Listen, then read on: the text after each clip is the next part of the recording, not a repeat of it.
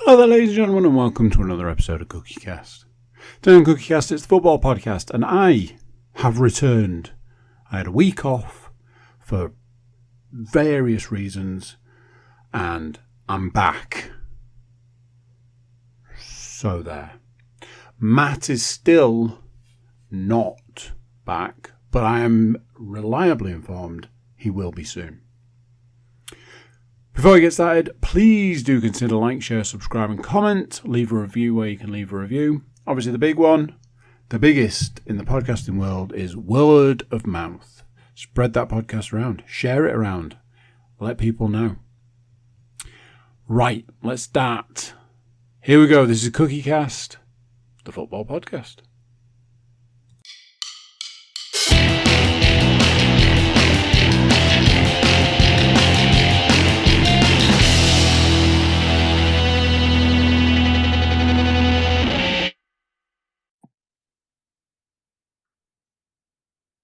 Welcome on in, ladies and gentlemen, and for those of you watching on YouTube, it's almost back to normal for us here on the CookieCast Football Podcast.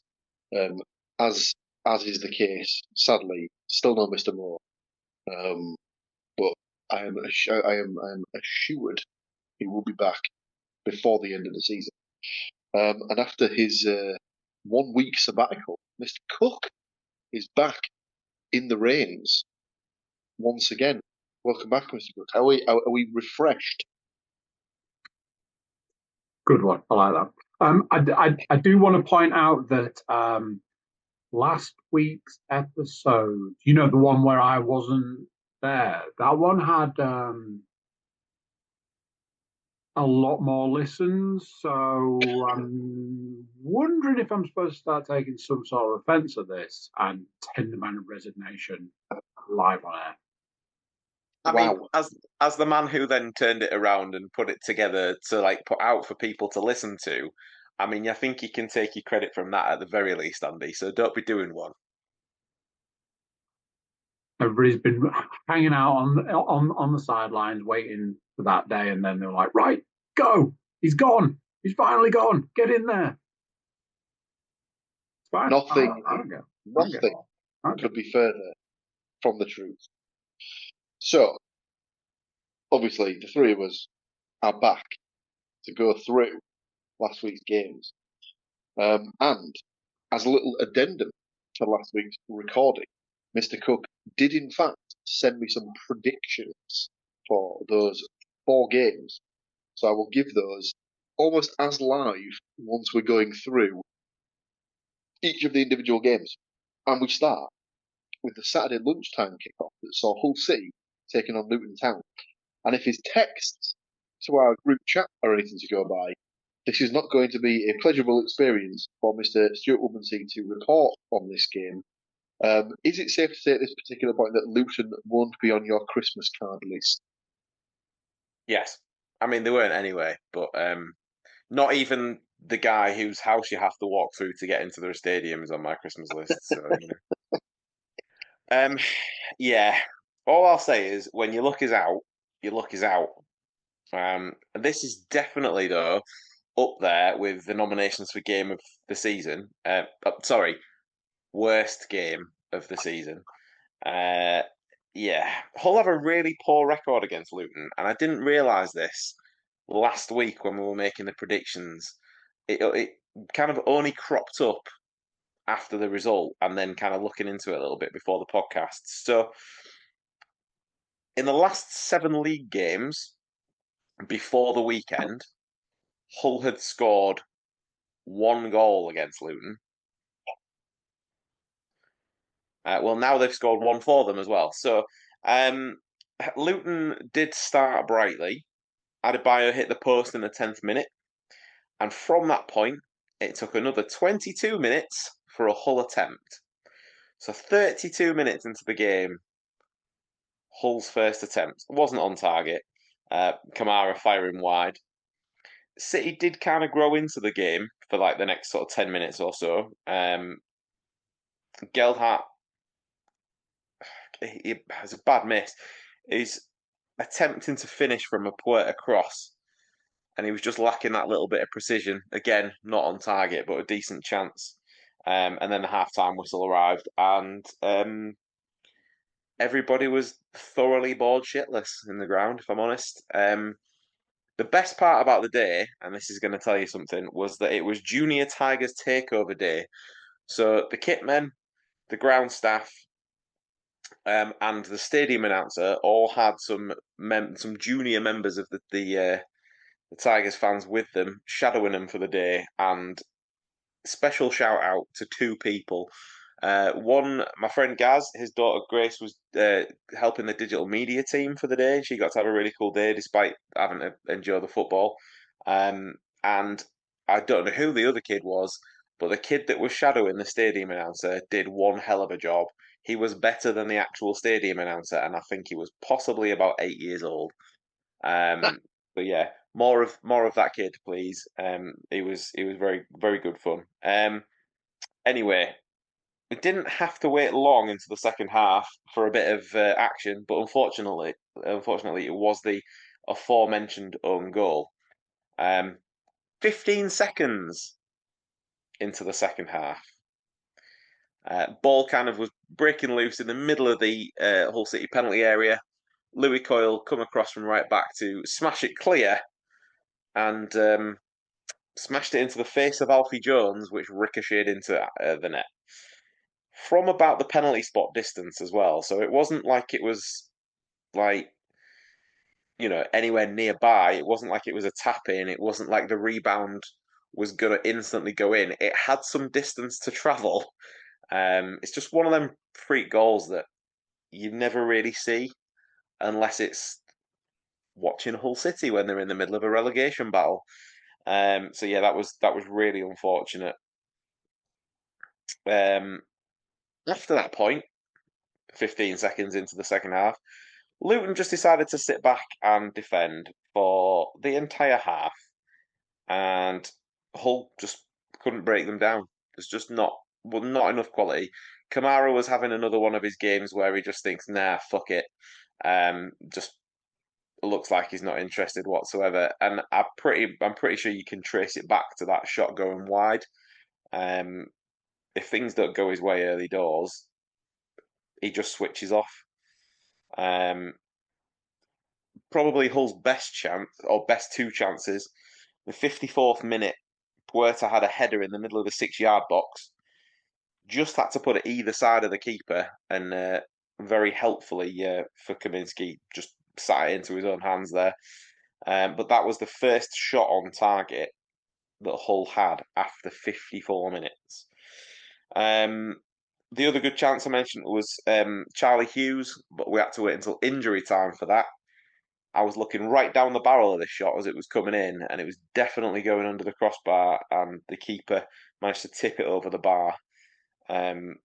Safe to say that, really, Luton, as Paul suggested, that I'd summed up in our group chat, Luton's entire style of play can be described as possibly the quickest fall from grace from the Premier League that I have ever seen in person, in the sense of they are all but a League One team. Everything is Route 1, and they're just a set of useless, time-wasting bastards. The problem that they've got, I'll say problem, is that they've got Morris. Is it Carlton or Clinton? I always get mixed up. Carlton Morris. Carlton Morris. He's one of them players where if he's against you, he's an absolute Egypt. If he's on your team, you probably really like him, but you're also not going to be watching a very good standard of football either, because the entire team was based around him, and he was an absolute unit on the day, don't get me wrong. Took quite a liking to fouling our centre-half every opportunity he got, but thanks to the referee not getting a grip of that within the first 15 times that he did it, it was just let go every single time. The referee had a very lazy afternoon as well, in my opinion. No control over the entire game, and in 90 minutes didn't give one single card, despite there being a number of deliberate fouls from both sides. I'm not just being biased on that one. and at least a couple of occasions either way where the team could have broke. That was stopped by a foul and not even a yellow card for that. So I presume he just couldn't be asked with the paperwork this week. A really disappointing game, an even more disappointing result that puts Hull right back in the mix of the relegation fight. We could have been 6 points clear this weekend, and now we're back down to just the 3, I believe. So not great. The only thing currently going for us in that respect is that we do have a slightly better goal difference. That's not from us scoring a lot, that's from everybody else being shit. Small mercies? I mean, there could have been a few mercy, they could have been done to put out their mercy in patches during that game, I tell you. Yeah, I think this is the problem. Is like you say, if you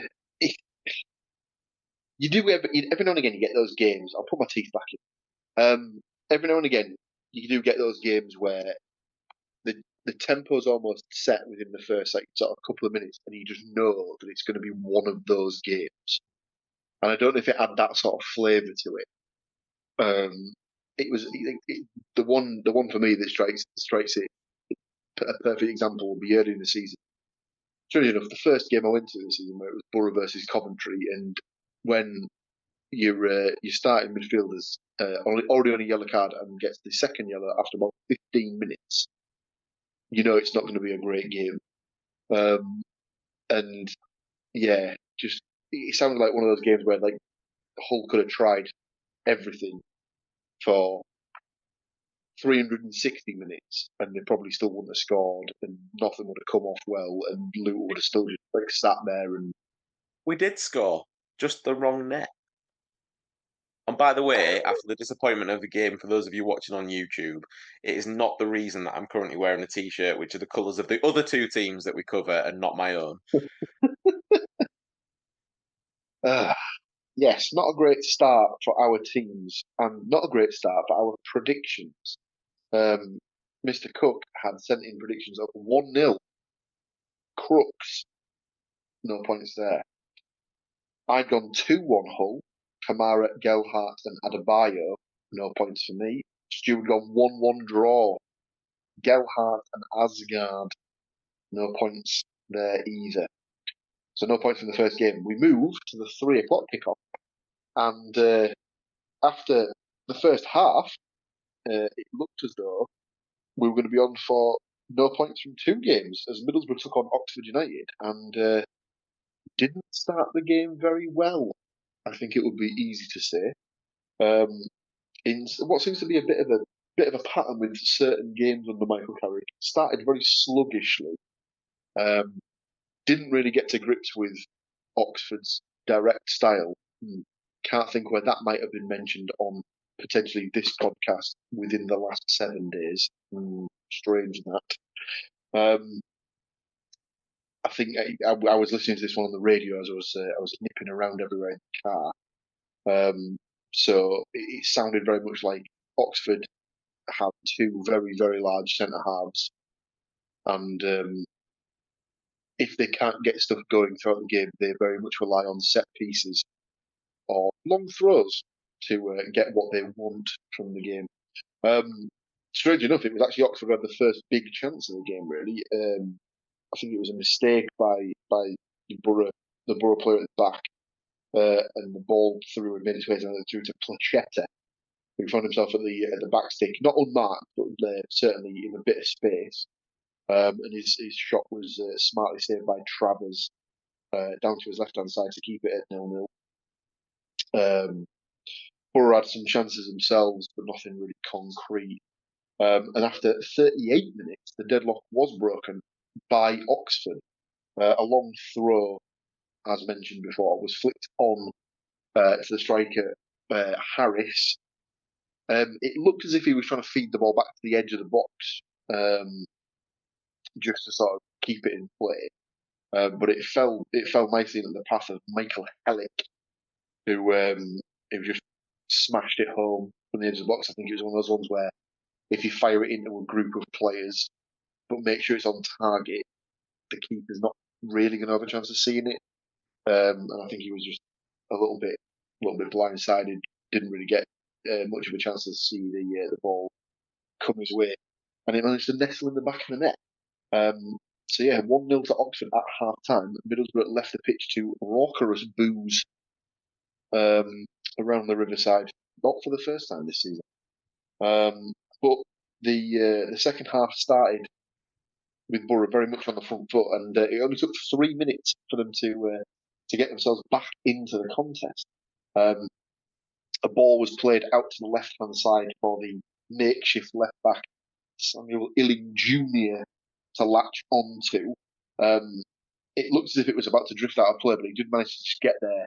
And his first-time cross was absolutely pinpoint and managed to make its way through to about the 6-yard box, where Kelechi Iheanacho found himself arriving on the scene to smash home from about 6 yards out to register his first goal in Middlesbrough colours. And I don't think he was. I don't think he actually shed any tears, but he certainly looked like he was a little bit emotional at the fact that he'd finally broken his duck after 8 games. I think he'd played to get himself on the score sheet. The second half, by the sounds of it, was all Borough. They pressed, they pushed, they tried to get the winner, and their persistence paid off on the 80th minute. And if you are going to watch one moment from any of the games we discuss tonight, ladies and gentlemen, this would be the moment to watch. So there was a lovely little bit of interplay between Aidan Morris and Illing Jr. Morris then sort of got the ball on the edge of the box on the left-hand side, and put a little back heel pass in Illing Jr.'s path. He then cut the ball back. It was looking like it was heading towards the penalty spot, but Neto Borges had managed to find himself up from centre back, managed to find himself in the box on the edge of the 6-yard box, and the ball came to him, or found its way to his feet, and a lovely little improvised back heel flick took the ball past the keeper and gave Borough the 2-1 lead. And what a way to win it, dare I say. A lovely little cheeky finish to give Borough a 2-1 win. What was even better was the fact that all of the results that could have gone Borough's way went Borough's way. All the other playoff teams or playoff contenders dropped points. So Borough closed to within 2 points of the team in 5th, which is Coventry City currently, level on points of the team in the last playoff spot, West Bromwich Albion. So all to play for in the final 7 games of the season. Predictions-wise, points all round. Stuart gone for a 1-0 win with a Conway goal, so no bonus point for goal scorer, but does get the result point. Andy had gone 2-0 with Azaz and Iheanacho. Bonus point there, 2 points for Mr. Cook. I went 3-0 with Azaz, Conway and Iheanacho. So I also get a bonus point there. So 2 points for me, 2 points for Andy, just for 1 point for Stu, which takes us to our third game of the week. And oh good Lord, how quickly can I sum up this game? Brighton and Hove Albion versus Nottingham Forest in the quarter-final of the FA Cup. No goals in 90 minutes. No goals in 120 minutes. So we had to go to penalties for, I believe, the 3rd round in a row for Nottingham Forest. Talk about shit-housing your way to an FA Cup semi-final. Well, they did it. They was it 5-3 on penalties? When you say shithousing your way to a semi-final, that was purely because Yates scored the winning penalty as well, wasn't it? It was absolutely because of that. Forest won 4-3 on penalties. I'd forgotten that two players for a player for Forest had missed. 2 players. It was Nico Williams, wasn't it, with the commentator's curse in the fact that he'd taken penalties all season and not missed, and then he stepped up and blazed it into the stand. Did he put it over or did he hit the bar? I think he just put it straight over the bar. It went clean over. It was one of them where it's been picked out of catering as opposed to the back of the net. Yeah. Let me just go through the stats. Oh wow, there's actually more shots on target than I thought there was in the entire game. Both teams had 13 shots in the game. Brighton had 2 on target compared to Forest's 5, which I am actually quite surprised about. Yeah, strange, but yeah, not one to write home about, and not really one to block out 2.5 hours of your Saturday evening to watch, shall I say? I had the joy of watching the remainder of the second half whilst bathing my little boy and putting him to bed. So that was excellent because I did need something to make him go to sleep, and that certainly helped, shall we say? Predictions wise, Andy had gone for a 2-0 Forest win. He did predict Wood and Delanga. Now, obviously, Mr. Cook wasn't to know that Wood was not going to be available for this game as he had a sore boo-boo. So what I was going to do was I was going to be very nice and I was going to give him any goal scored by a Wonyi as a Wood goal, as he would be the direct replacement. Sadly, there was no goals in the contest, so he does not get any points for anybody scoring goals. Neither did I with my 2-1 Brighton win prediction. So the only person getting any points is the person who predicted the 1-1 draw, that being Mr. Stuart Woodmansey. That is where his points end, of course, as there were no goal scorers to get him any bonus points. So, just Stu who gets on the board there with 1 point, making it 2 points across the board for everybody in play. And our final game of the week saw Nottingham Forest taking on Manchester United in the Premier League. Now, going into this one, I think a lot of people would have thought that Forest probably on a bit of a high from their cup exploits at the weekend. Not a great deal of time for the turnaround. Probably might be a little bit, jittery, so to speak, a little bit on edge. Absolutely not the case, as with 5 minutes gone in the game, Manchester United were on the attack, and swift as you like on the counter attack. Someone played the ball through for Elanga to run at the United defence. I believe he took it past 3 or 4 players. And, it was they commented that he covered 85 meters in 9 seconds. I think it was possibly. So you're saying he's ever so slightly quicker than me? Well, I think it was Garnacho that he sat on his ass as well. He was full stretch flat on the floor. But it was from a Man United corner, wasn't it? Yeah, I only caught. I turned on after the goal had been scored, so I actually missed the goal live. Sadly. Yeah, no, it was from a Man United corner on the counter attack, and then it was seemingly a bit of a game plan going on because pretty much for every corner that Man United had in the first half, it ended with a clearance and a counter attack. They were quite happy sat soaking it up and then hitting them on the break, and it was working a treat. Like they must have known from United's bad run that they were going to try and come at them a little bit, and to me they played it so well. Like whatever that Nuno's doing, he hasn't. I mean, Matt will probably not enjoy me saying this, but those players individually, I don't think are necessarily world beaters, but he's got them singing from the same sheet. They're all playing for each other, and they're all playing for the club, and you can't ask for any more than that at the moment. Matt won't appreciate me saying this. It's got an air of Leicester 2015-16 about it. They're just sort of clicking at all the right times. I did see a stat that flashed up during the game that said that all season at home, Forest have only conceded 10. So I'd say that's a pretty good record to say that they've probably only got 3 or 4 home games left. Yeah. So pretty good going. Yes, the Elanga strike was the only goal in this game as Forest managed to hang on to win the game 1-0. Predictions wise, Andy had gone for a 1-1 draw. Again, he did have Wood down as his goal scorer. Again, I was going to give him a 1 had that been the goal scorer, but sadly it was not the case. So Wood and Fernandez were his predictions. No points for Mr. Cook. I'd gone for a 2-2 draw. I had Gibbs White and a 1-1, Fernandez and Hoyland. No points for me. However, someone saw this in the offing. Mr. Stuart Woodmansey, 1-0, Nottingham Forest. Sadly, Hudson-Odoi did not score the goal, but he does get the 2 points for the correct result. So, bags those 2 points, and it's enough to give him the win this week. Myself and Mr. Cook, 2 points from 4 games.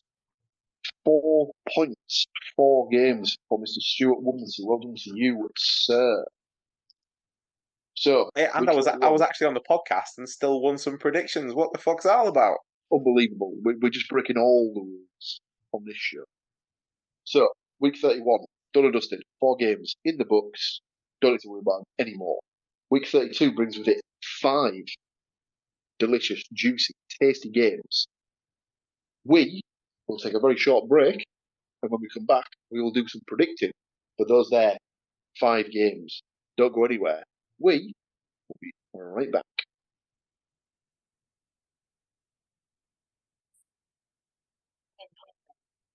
And just like that, we start all over again. So I said that week 32 had 5 games to break down and predict. The first of which takes place on a Friday evening and sees Blackburn Rovers taking on my lot, Middlesbrough. And yes, you guessed it. It's live on the Sky Sports telebox. None of this Sky Sports Plus bullshit. This is live on Big Boy Sky Sports Football Channel. So, Blackburn going to this with horrendous form, or so I'm told, which probably bodes well for the Borough.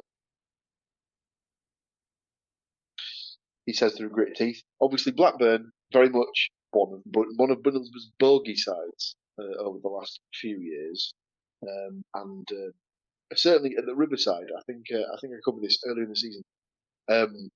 I cannot remember the last time that Middlesbrough didn't lose to Blackburn at home. But at Ewood Park, it seems to be a different story. Like I say, they're coming to this on the back of 4 losses on the spin and 5 losses in 6. The only positive result being a 1-1 draw they had against Norwich in March.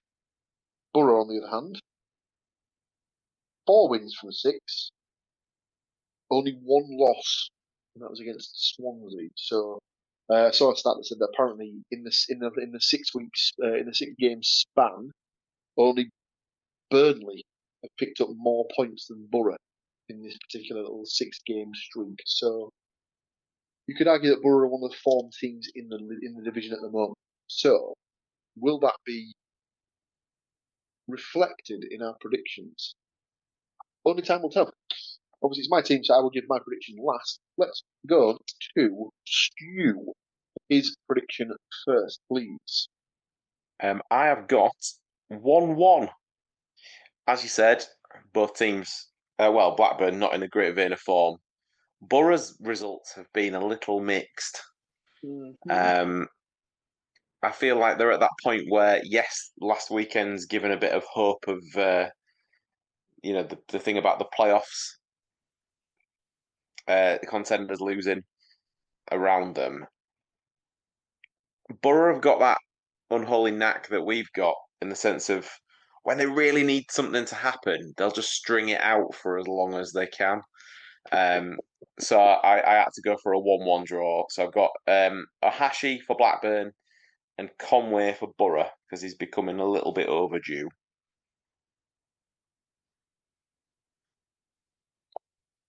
Okie dokie. Andy? I've got Borough down to win 2-0.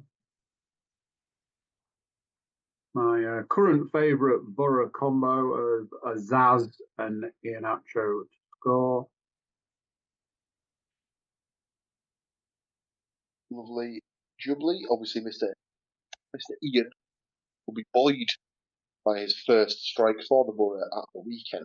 I'm in agreement with Mr. Cook. I've gone for a Borough win, but I've gone for 2-1. Can't seem to keep a clean sheet at the moment. Luton game aside, and even then, that was touch and go as to whether they concede or not. So yes, I've gone for 2-1 Borough. I've gone for Gay to score for Blackburn. And then I've gone for basically a combo of both of your predictions. I've gone for Conway and Iheanacho to score. Yes, business end of the season, shall we say. So if Borough have got any aspirations of getting in the playoffs, these are the games they need to be picking up 3 points in. We switch to the other end of the table, and Hull City's attempts at keeping themselves above that dreaded dotted line. They go to Sheffield Wednesday on Saturday lunchtime, 3 p.m. So no live Sky Sports football for this one. This is your bog standard, run-of-the-mill, Saturday, 3 p.m. game. Sheffield Wednesday versus Hull City. It is Mr. Woodmansey's team. He will give his prediction last. I'll go first. I've got a 2-2 draw here. One for a goal each for Windass and Lowe for Sheffield Wednesday. Gelhart and Crooks the score for Hull. Andy? I've got Hull winning 1-0. I've just got Crooks to score. Lovely jubbly. I'm assuming, even though it's in Yorkshire, not in attendance?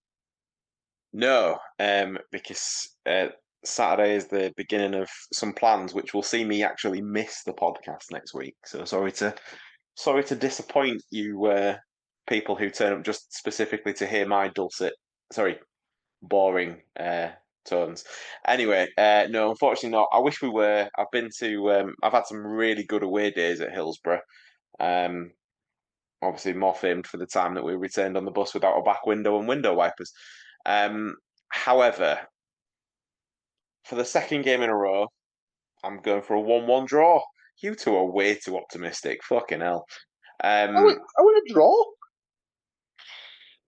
I know, but still.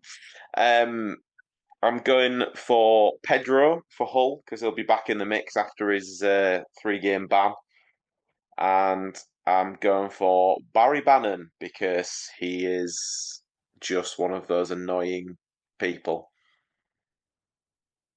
For those of you who are not familiar with the podcast, Mr. Woodmansey would have definitely said a different word there had this been, a non-PG podcast. Oh, I've definitely said worse. 100%.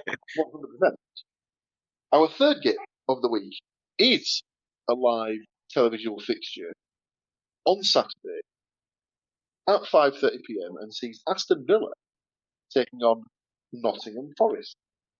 He's not here, so he can't go last. So I'll give those honours to Mr. Cook. He was the prediction last for Nottingham Forest. So I'll dive in first. I've gone for Aston Villa, Nottingham Forest. I've gone for a 1-1 draw. I've gone for Asensio for Villa and Gibbs White for Forest.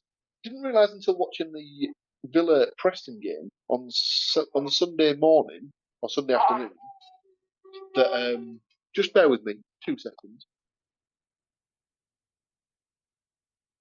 He's leaving us in suspense now. Didn't realise that Asensio had something ridiculous, like 7 goals in 9 games that he's played for Villa since he signed on loan. Quite the thing. So yeah, Asensio and Gibbs White I've gone for as my goal scorers. Stu, what have you got as your prediction? For the third game in a row, I've gone for a 1-1 draw. I'm not optimistic about anybody's chances this week, apparently, particularly at the weekend. I've gone for Rodgers for Villa and Gibbs White for Forest.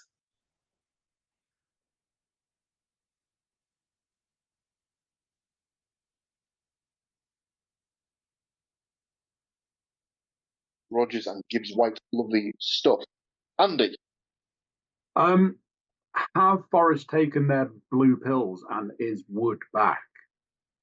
So apparently there was a slight possibility that he would have been fit for tonight's game against Manchester United. Not today's podcast. But he missed. So I'd say he probably will play because it's a Saturday game and it's later in the afternoon. So chances are probably yes, but maybe don't pick him. Well, okay. So I've got Forest winning 2-0. Okay. I'm that way. I haven't got Wood on the sheet, but I can change him out for Gibbs White and put Elanga in for you. Elanga obviously on a high after putting his old employers to the sword. So we move to the midweek fixtures from next week, and the first of which sees Watford taking on Hull City. Watford, who knows what sort of game you're going to get out of them at a particular time. They've managed to beat Borough twice this season, and then probably got turned over by Plymouth at some point because they're.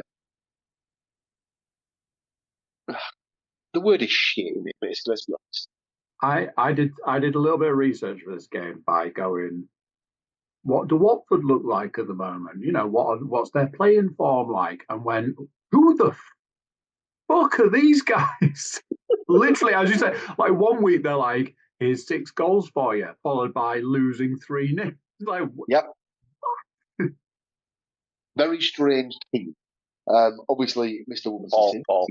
Paul, I'm really sorry to do this to you. How dare you tar them with that Plymouth brush? Because in the very last game, they drew 0-0, so they didn't get turned over by Plymouth. However, in the game before that, they did lose 1-0 to Oxford. You know what I mean? It's just like there's no rhyme or reason. It's just like I bet there's a distinct possibility that they're probably taking points off either Leeds, Burnley, or Sheffield United as well, because they're just one of those teams. So Hull City are in place. It's Mr. Woodmansey's team, therefore he will give his prediction last. I've gone for a 2-1 away win. I've gone for Bayo to score for Watford, and then João Pedro and Palmer to score for Hull City. Seems to be back in the mix. So KC. So I've gone for KC Palmer to score. Andy. I have a 1-1 draw. Because I, like I say, trying to get an actual read on Watford, I was like, I have no idea. So I've got Pollock to score for Watford and Gelhardt to score for Hull. Very, very nice. Now, the eagle-eyed amongst you will have noticed that when I said my 1-2 prediction, Mr. Woodmansey started furiously shaking his head as if to say, you absolute fucking idiot. Go on, Stu. Tell me why I'm so wrong. Because I've got a Watford 1-0 win. I see. And just for you, Paul, just for the book, the goal scorer is Chekvatadze. Yep, thought his name might be making an appearance. Chekvatadze. Anybody want to guess a goal scorer? I avoided picking. And I went, no, yes, thank you. Listeners and viewers of the podcast will now be very au fait with Mr. Cook's aversion to reading out loud, spelling, grammar. Oh, dearie me. So, 4 games down, 1 game to go, and it's a juicy one, ladies and gentlemen, as we see my lot, Middlesbrough, taking on the filthy lot from Elland Road. That's correct. It's the Middlesbrough Leeds game. It's live on the Sky Telebox. It's an 8 p.m. kickoff on a Tuesday. It'll have some needle about it. And Leeds are doing it again, ladies and gentlemen. They're starting to fall to pieces. For the second year in a row, are they going to balls up automatic promotion? If they do, it will be wonderful to see. And a lot of West Yorkshire will go into absolute meltdown, and it will be incredibly fun. It's my team, therefore I will have to give my prediction last. So let's go straight back to, I was going to say Mr. Cook, but as with this game, I always want to leave him until last. So let's go to Stu. I have got that implosion to hopefully really kickstart. I think a last-minute equaliser by Swansea might just be the catalyst we need. So I have gone for a Middlesbrough 2-1 win with Conway and Azaz. And you probably can guess who I've put as the goal scorer for Leeds, because I really dislike it. Is it my it. brother? Huh? Is it my brother? I mean, they share a name, certainly. Yeah, I've gone for, but the Daniel version of James, so Dan James, Wales's prime penalty taker.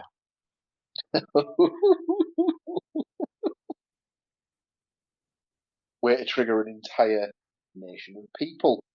Right, so it's always the prediction that in the podcast sweepstake, it's the one people are always waiting to hear. It's a case of how many goals has he chalked on this time for Leeds to get pumped by. So, Mr. Cup, how many goals will Middlesbrough score? Let's not be silly. I know I have a tendency to get a bit crazy when one of the teams from the podcast plays the the scum suckers. So this is just it's just gonna be clean, simple. It's 9-0. So that's 3 goals for Azaz. I've got Iheanacho for 2. Oh, hang on. I can wait. That's 5 of the goals covered. Correct. Dr. Bergzorg's getting back in the mix with a hat trick. Oh my! And I work on the principle that although I've not heard his name, he's there on the website. So just 1 goal for Falls.